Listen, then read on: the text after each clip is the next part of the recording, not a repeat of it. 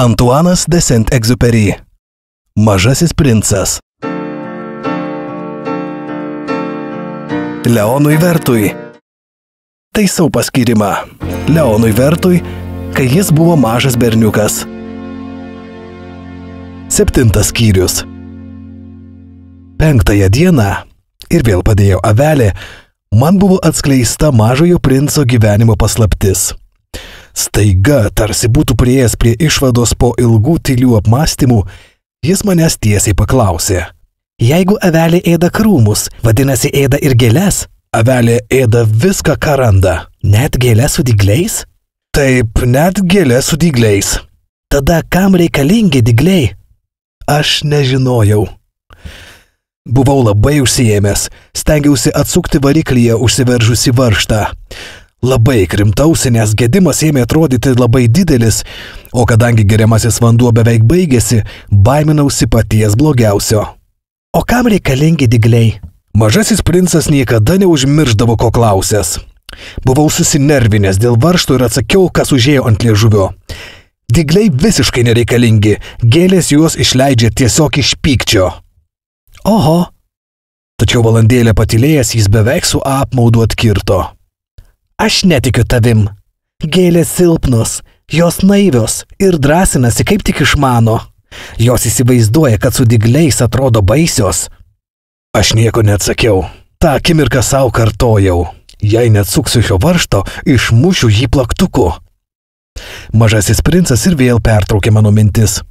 Tai tu iš tikrųjų manai, kad gėlės? Ne, aš nieko nemanau. Atsakiau, kas šovė į galvą. Matai, aš užsiėmęs rimtais dalykais. Jis pažvelgė į mane nustebęs. Rimtais dalykais. Žiūrėjo į mane su plaktuku rankoje, variklio alyva ištepliotais pirštais, palinkusi prie kažkokio daikto, kuris jam atrodė labai bjaurus. Kalbėk kaip suaugusieji. Aš truputį susigėdau, bet jis negailestingai pridūrė. Tu viską maišai, viską painioji.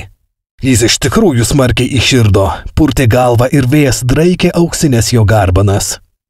Aš žinau vieną planetą, kur gyvena ponas raudonų veidų. Jis niekad neuostė gėlės. Jis niekad nepažvelgė į žvaigždę. Jis niekad nieko nemylėjo. Jis niekad nieko neveikė, tik skaičiavo.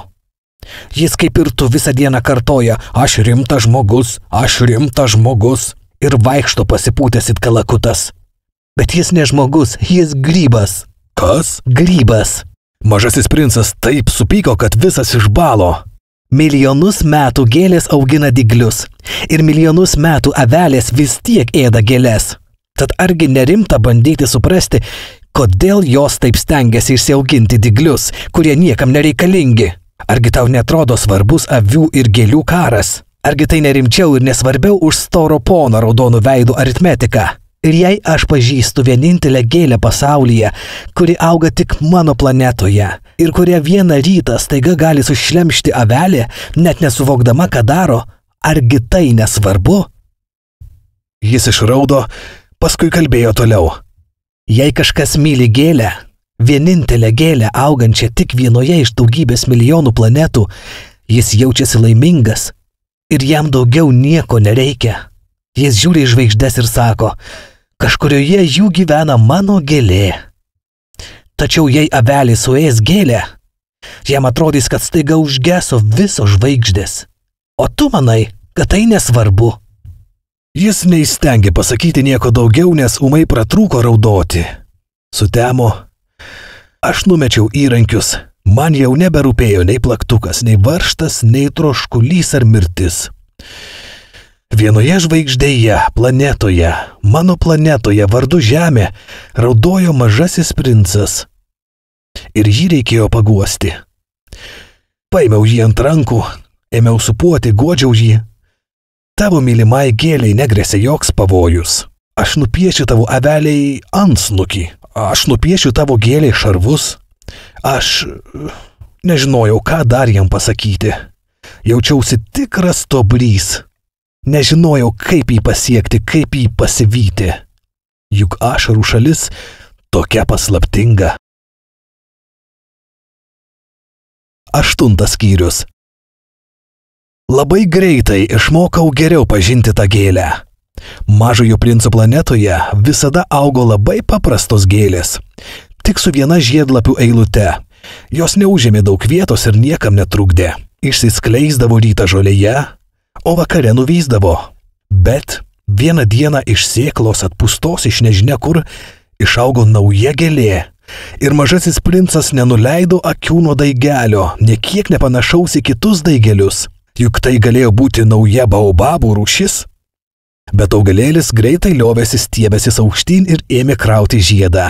Mažasis princas, stebėdamas, kaip brinksta didžiulis pumpuras, nujautė, kad iš jo išeis kažkas stebuklinga. Tačiau gėlė vis puošėsi užsidariusi žaliame kambarėlyje, vis rinkosi spalvas. Ji rengėsi lėtai, pamažu derino savo žiedlapius, nenorėjo pasirodyti visa susiglamdžiusi tarsi kokia aguona. Norėjo pasirodyti tik tada, kai visiškai suspindės jos grožis.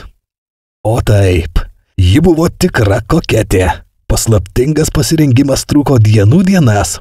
Pagaliau vieną rytą, per patį saulės tekėjimą, ji išsiskleidė.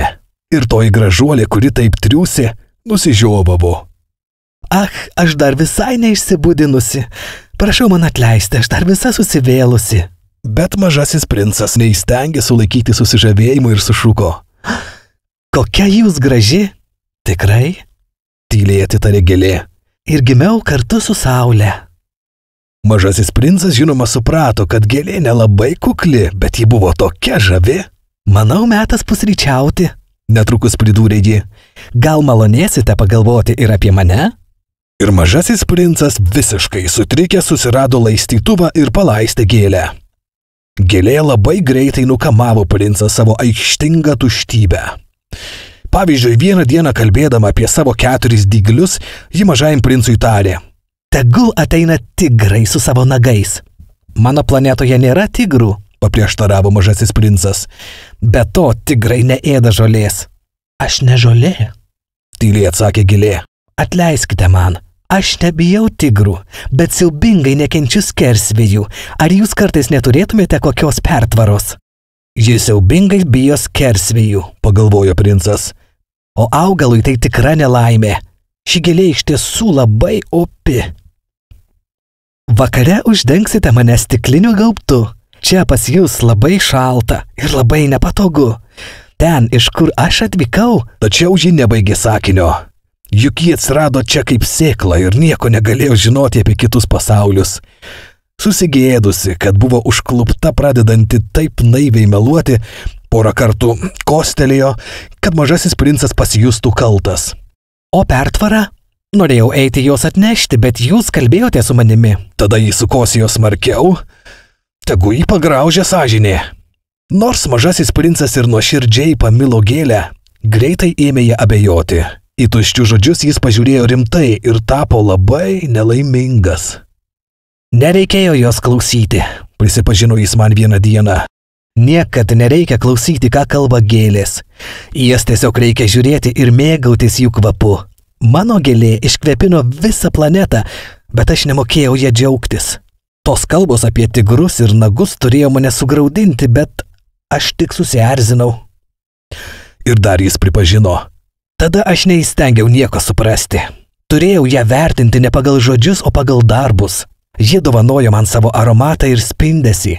Man nereikėjo bėgti nuo jos. Už tų apgailėtinų jos gudrybių turėjau išvelgti slepiamą švelnumą. Gėlės tokios prieštaringos. Aš buvau per jaunas ir nemokėjau jos mylėti. 9 skyrius. Manau, kad pabėgti jam padėjo išskrendantys laukiniai paukščiai. Išvykimo dieną jis kruopščiai apsišvarino savo planetoje. Rūpestingai išvalė veikiančius ugnikalnius. Jis turėjo 2 veikiančius ugnikalnius. Ant jų buvo labai patogu ryte pasišildyti pusrytį. Be to, dar turėjo vieną užgesusį ugnikalnį. Bet ką gali žinoti, sakydavo jis. Tad išvalė ir užgesusį ugnikalnį. Jei ugnikalnį gerai išvalai, jis dega ramiai, vienodai ir niekad neišsiveržia. Išsiveržęs ugnikalnis liepsnoja kaip židinys. Žinoma, savo žemėje mes esam per maži, kad galėtume išsivalyti ugnikalnius, todėl jį mums sukelia labai daug rūpesčių. Mažasis princas, truputį gailėdamasis, taip pat išrovė paskutinius baobabų daigus. Jis manė niekad čia negrįžęs. Tačiau tą rytą visi tie įprasti darbai jam pasirodė nepaprastai mieli. Ir kai paskutinį kartą palaistė gėlę ir ketino ją pavožti po gaubtu, pajuto, kad akyse jam tvenkėsi ašaros. Sudie, tarė jis gėlei, bet ji neatsakė. Sudie, pakartojo jis. Gėlė kostelėjo, tačiau ne dėl slogos. Aš elgiausi kvailai, pagaliau tarė ji. Prašau man atleisti. Pasisteng būti laimingas. Jis nustebo neišgirdęs priekaištų. Tiesiog stovėjo sutrikęs su stikliniu gaubtu rankoje. Tokio ramaus švelnumo jis nesuprato. Žinoma, aš tave myliu, tarė gėlė. Aš nekalta, kad tu to nežinojai. Nesvarbu, tačiau tu buvai toks pat kvailas kaip ir aš. Pasisteng būti laimingas ir padėk šį gaubtą. Man daugiau jo nereikia. Bet vėjas, ne tokia aš jau ir peršalus. Gaivus nakties oras man bus į naudą, juk aš gėlė. Bet visokie gyvūnai, turiu pakęsti vieną kitą vikšriuką, jei nori susipažinti su drugeliais. Regisi nepaprastai gražus, antraip, kasgi mane aplankys? Tu juk būsi toli, o didelių gyvūnų aš nebijau. Aš turiu nagus. Ir ji, naivi kaip visada, parodė savo 4 dyglius. Paskui pridūrė. Nestoviniuok čia, tai nervina. Jei apsisprendė iškeliauti, keliauk. Ji nenorėjo, kad jis matytų ją verkiančią. Tai buvo labai išdidi gėlė. 10 skyrius. Arčiausiai prie Mažojo princo planetos buvo asteroidai 325, 326, 327, 328, 329 ir 330. Tad jis pirmiausia aplankė juos. Juk reikėjo rasti ką veikti, be to, kai ko ir pasimokyti. Pirmajame asteroide gyveno karalius. Apsirengęs purpuru ir šermonėlių kailiais, jis sėdėjo soste, labai paprastame ir sykiu didingame. Na štai ir valdinys, sušuko karalius išvydęs Mažąjį princą. O Mažasis princas nusistebėjo. Kaip jis mane pažino, jei niekad anksčiau manęs nėra matęs? Jis nežinojo, kad karaliai žiūri į pasaulį labai paprastai. Jiems visi žmonės valdiniai. Nagi prieik arčiau, kad geriau tave matyčiau, paliepė karalius, labai išdidus, kad gali būti kam nors karalius. Mažasis princas akimis apieškojo, kur atsisėsti, tačiau visą planetą buvo užklojusi nuostabi šermonėlių mantija. Tad liko stovėti, o kadangi buvo pavargęs, nusižiovavo. Etiketas neleidžia žiovauti karaliaus akivaizdoje, tarė monarchas. Aš tau draudžiu žiovauti. Kad negaliu susilaikyti, sumišęs atsakė Mažasis princas. Ilgai keliavau ir visai nemiegojau. Tada, paliepė karalius, aš tau įsakau žiovauti. Jau daugelį metų nemačiau nieko žiovaujant. Žiovavimas man įdomybė. Na, dar nusižiovauk. Tai įsakymas. Kad aš nedrįstu, nebegaliu, atsakė Mažasis princas rausdamas. Tada, tarė karalius, aš įsakau tau kartais žiovauti. Kartais.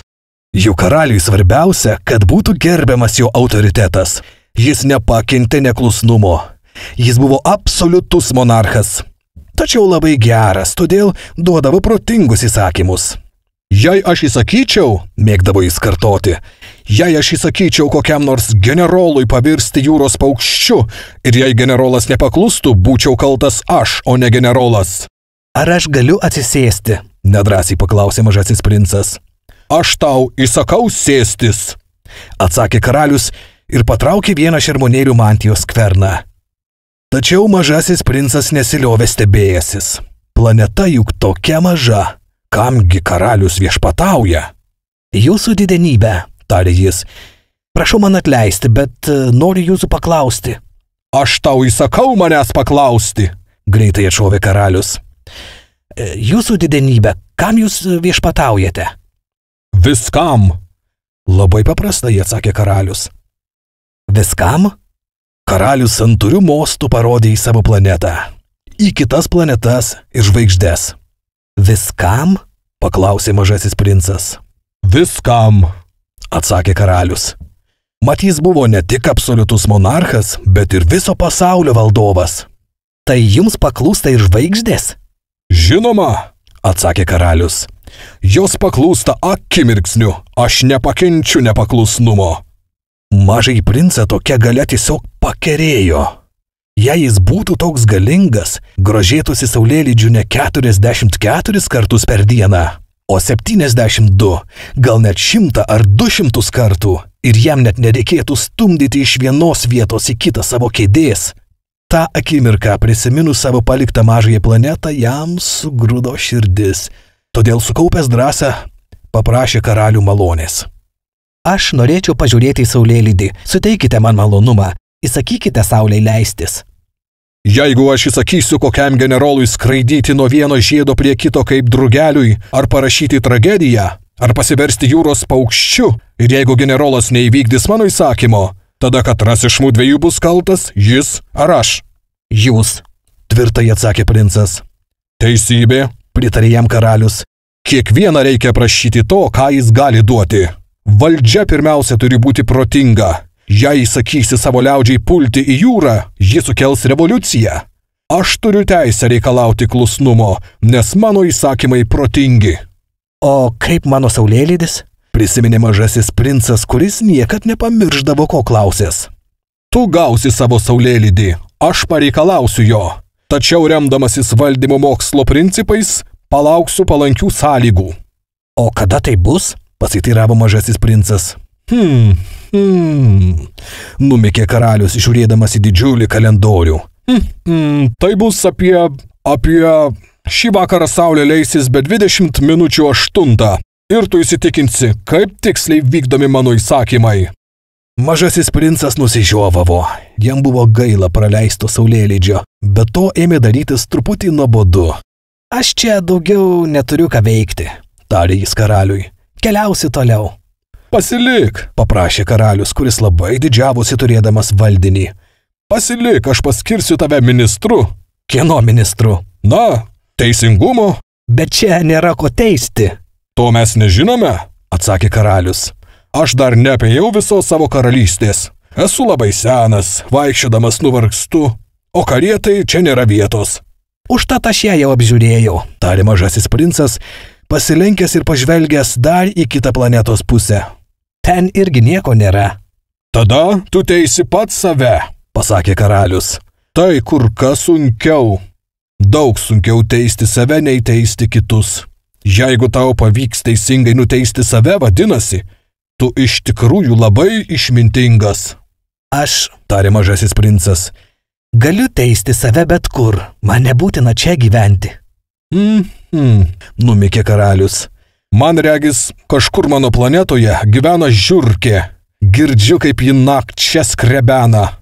Galėsi nuteisti tą seną žiurkę, kartais nuteisi ją myriop. Tada jos gyvenimas priklausys nuo tavo teisingumo. Tačiau kas kart tu jai suteiksi malonę. Reikia saugoti žiurkę, juk turime ją tik vieną. Aš, atsakė mažasis princas, nemėgstu teisti myriop, bet to atrodo, man metas eiti. Ne, tarė karalius. Tačiau jau susirengęs į kelionę mažasis princas nenorėjo skaudinti senojo monarcho. Jeigu jūsų didenybė pageidauja, kad aš iškart paklusčiau, ji turėtų duoti man protingą įsakymą. Pavyzdžiui, ji galėtų man įsakyti išvykti greičiau nei per minutę. Man regis, sąlygos visai palankios. Karalius nieko neatsakė ir mažasis princas valandėlę dvejojęs atsiduso ir leidosi į kelią. Skiriu tave ambasadoriumi, paskubom šūktelėjo karalius ir atrodė be galo valdingas. Suaugusieji labai keisti. Keliaudamas toliau tyliai mąstė mažasis princas. 11 skyrius. Antrojoje planetoje gyveno garbėtroška. Aha, štai ateina mano gerbėjas, sušuko garbėtroška jau iš tolo vos tik pamatęs mažąjį princą. Jų garbėtroškos mano, kad visi kiti žmonės jais tiesiog žavisi. Labadiena, pasisveikino mažasis princas. Kokia juokinga jūsų skrybėlė. Jis skirta sveikintis, atsakė garbėtroška. Aš pakeliu ją, kai žmonės mane sveikina. Deja, čia niekas niekad neužsuka. Tikrai? Nusistebėjo mažasis princas, nieko nesupratęs. Paplok delnais, paprašė garbėtroška. Mažasis princas paplojo delnais. Garbėtroška santūriai pasisveikino jį kilstelėdamas skrybėlę. Čia linksmiau nei karaliaus planetoje, pamanė mažasis princas ir vėl ėmė pliaukšėti delnais, o garbėtroška sveikintis kilnodamas skrybėlę. 5 minutės papliauškėjus delnais, mažajam princui nusibodo šis žaidimas. O ką reikia daryti, kad skrybėlė nukristų? Paklausė jis. Tačiau garbėtroška jo neišgirdo. Garbėtroškos girdi tik liaupsės. Ar tu iš tikrųjų manimi žaviesi? Paklausė jis mažojo princo. Ką reiškia žavėtis? Žavėtis reiškia, kad tu laikai mane gražiausiu, geriausiai apsirengusiu, turtingiausiu ir protingiausiu žmogumi planetoje. Bet tavo planetoje daugiau nieko nėra. Suteik man malonumą, vis tiek žavėkis manimi. Aš žaviuosi tavimi, tarė mažasis princas vos gūžtelėdamas pečiais. Bet kas tau iš to? Ir mažasis princas jį paliko. Tie suaugusieji iš tikrųjų labai keisti. Naiviai pagalvojo jis, vėl leisdamasis į kelią. 12 skyrius. Kitoje planetoje gyveno girtuoklis. Mažasis princas viešėjo pas jį labai trumpai, bet ši viešnagė jį be galo nuliūdino.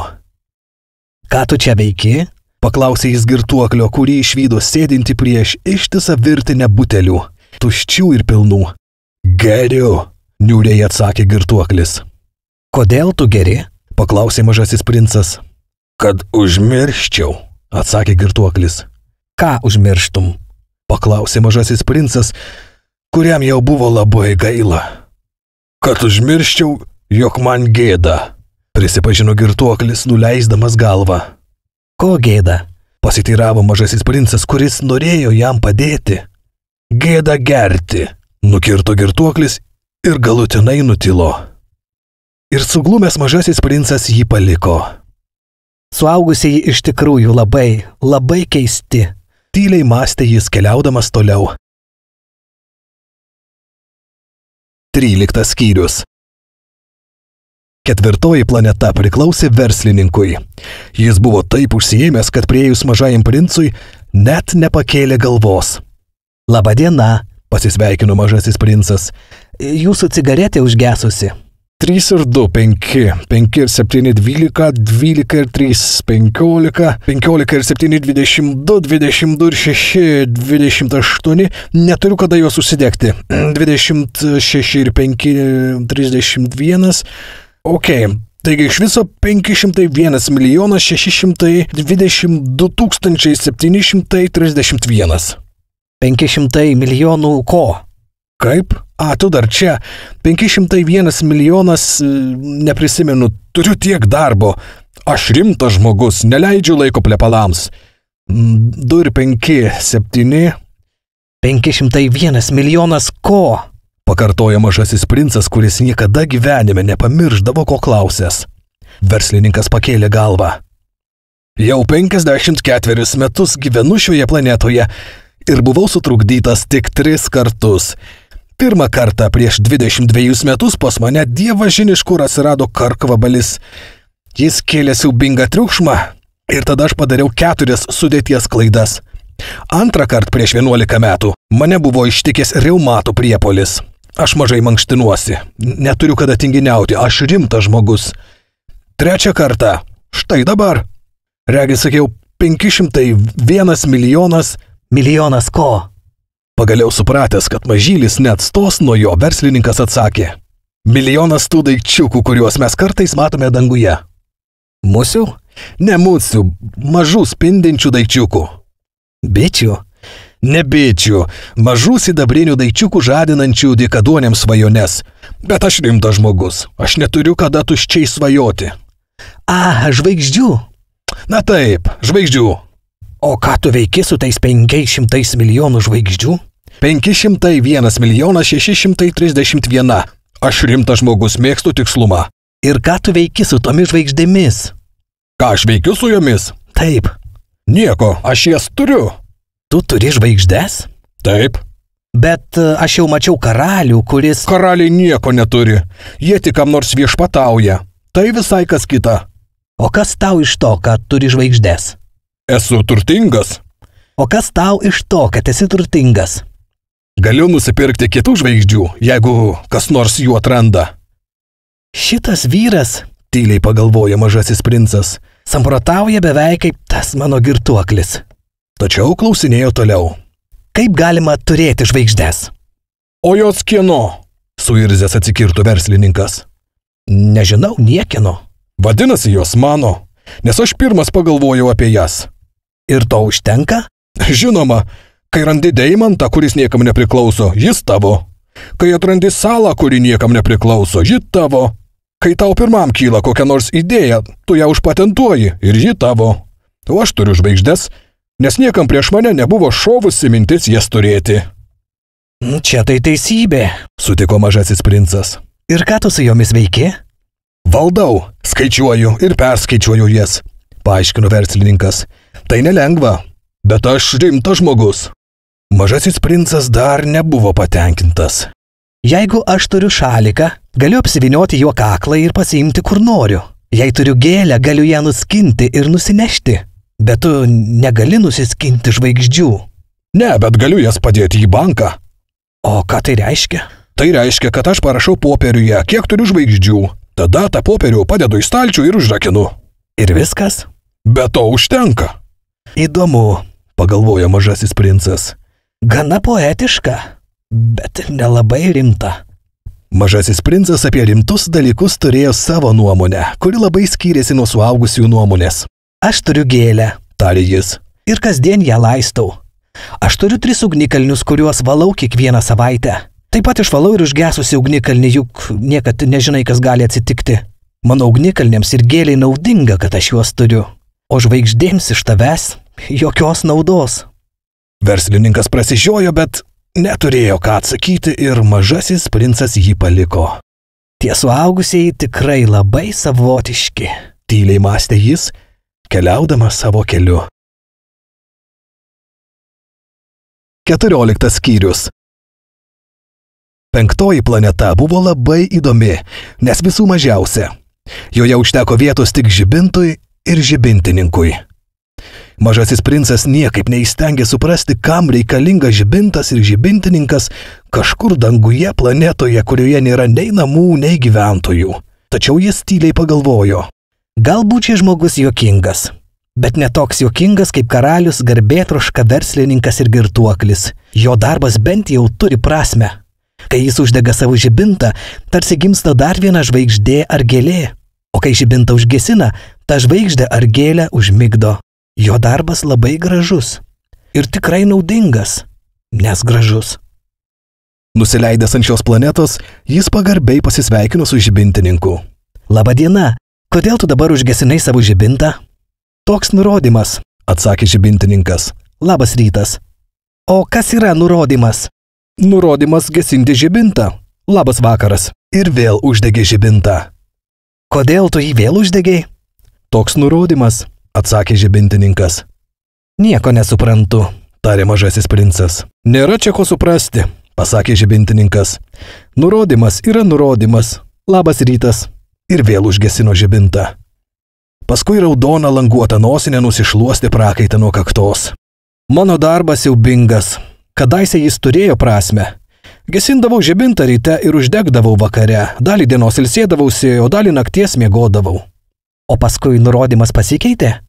Nurodymas nepasikeitė, tarė žibintininkas. Ir tai tragedija. Metai po metų planeta sukasi vis greičiau ir greičiau, o nurodymas nepasikeitė. Na ir kas? Paklausė mažasis princas. Ogi tas, kad ji dabar apsisuka per minutę ir aš nebeturiu nei sekundės poilsio. Uždegu ir užgesinu jį kartą per minutę. Kaip juokinga, tavo planetoje diena trunka tik 1 minutę. Visai nejuokinga, pasakė žibintininkas. Mudu jau kalbamės visą mėnesį. Mėnesį? Taip, 30 minučių, 30 dienų, labas vakaras. Ir jis vėl uždegė žibintą. Mažasis princas pažvelgė į žibintininką ir jam patiko tas žmogus, ištikimai vykdantis nurodymą. Jis prisiminė, kaip kadaise pats perkelinėjo kėdę iš vienos vietos į kitą, kad ji galėtų pamatyti saulėlydį. Ir jis panoro padėti draugui. Klausyk, aš žinau, kaip galėtum ilsėtis, kada tik nori. Aš visada noriu ilsėtis, atsakė žibintininkas. Mat žmogus gali būti sykiu ir ištikimas, ir tingus. Mažasis princas kalbėjo toliau. Tavo planeta tokia mažuliukė, kad gali ją apeiti 3 žingsniais. Tau tai reikia eiti ganėtinai lėtai, kad visą laiką liktum saulėje. Kai užsimanysi pailsėti, eisi ir diena truks tiek laiko, kiek panorėsi. Na, iš to man menka nauda, tarė žibintininkas. Gyvenime aš labiausiai mėgstu miegoti. Tada tavo reikalai nekokie, tarė mažasis princas.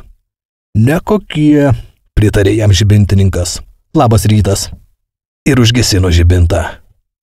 Šį žmogų, keliaudamas toliau pagalvojo mažasis princas, niekintų visi kiti, ir karalius, ir garbėtroška, ir girtuoklis, ir verslininkas, ir vis dėlto jis vienintelis netrodo man juokingas. Gal todėl, kad jam rūpi ne tik jis pats. Jis apgailestaudamas atsiduso ir vėl pagalvojo. Šis žmogus vienintelis, su kuriuo aš norėčiau draugauti, bet jo planeta tikrai per maža. 2 joje nėra vietos. Mažasis princas nedrįso pripažinti, kad jam gaila palikti šią palaimintą planetą dar ir todėl, jog per parą joje gali pamatyti 1440 saulėlydžių.